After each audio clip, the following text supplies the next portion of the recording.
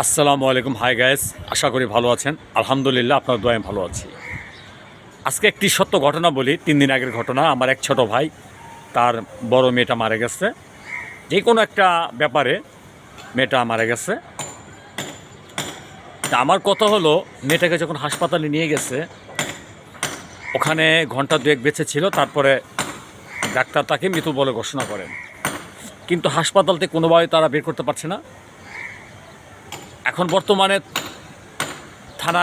থানায় আসতে হবে, পুলিশ কেস। পরে পুলিশের কাছে আসছে, আসার পরে কাগজপত্র দিতে দিতে প্রায় অনেকটুকু সময় লেগে গেছে, প্রায় আধা বেলা সময় লেগে গেছে।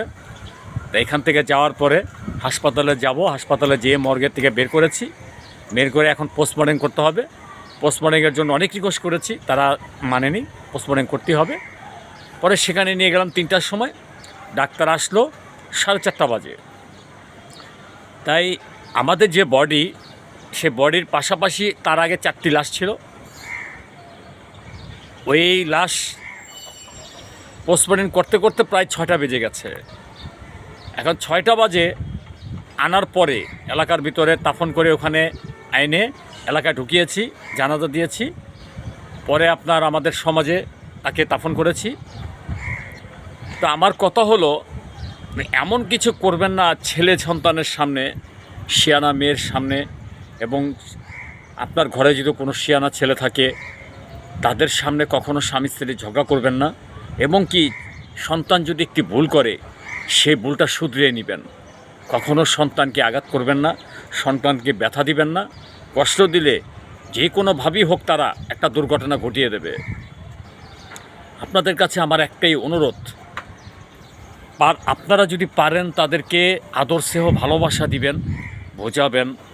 কখনো তাদের গায়ে অত্যাচার করবেন না, তাদের উপর অত্যাচার করবেন না। তাহলে দেখবেন আমার এই ছোট ভাইটার মতন আপনিও একদিন কাঁদতে হবে আপনাকে। এটা কেন বলার কারণ জানেন? এই ভিডিওটা করার কারণ হলো, হাজার হাজার মা বাবা, ঠিক আছে, ওরা জানবে, ওরা বুঝবে যে মৃত্যু কত যন্ত্রণা এবং সন্তান ছাড়া কত যন্ত্রণা। আপনারা যদি একটুকু দূর সচেতন হন, তাহলে দেখবেন আপনার সন্তান বেঁচে গেছে, আপনার ছেলে বেঁচে গেছে, আপনারা স্বামী স্ত্রী উভয় পক্ষেই সন্তান নিয়ে সুখে আছেন। হোক না, তারা একটু ভুল করেছে, ভুলটা মেনে নিন, শুধরিয়ে নিন। আগামীতে তারা ভালো হয়ে যেতে পারে। তার জন্য সন্তানের গায়ে হাত তুলবেন না, অত্যাচার করবেন না। এটি আমার অনুরোধ। ভালো থাকবেন, সুস্থ থাকবেন। আল্লাহ হাফেজ।